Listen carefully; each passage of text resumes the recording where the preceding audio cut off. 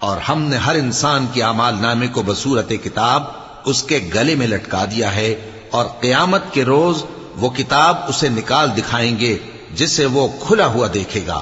کہا جائے گا کہ اپنی کتاب پڑھ لے، تو آج اپنا آپ ہی حساب کرنے والا کافی ہے۔ جو شخص ہدایت اختیار کرتا ہے تو اپنے لیے اختیار کرتا ہے، اور جو گمراہ ہوتا ہے تو گمراہی کا ضرر بھی اسی کو ہوگا،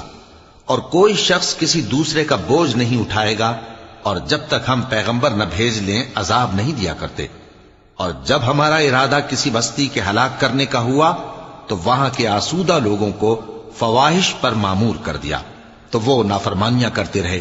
پھر اس پر عذاب کا حکم ثابت ہو گیا اور ہم نے اسے ہلاک کر ڈالا۔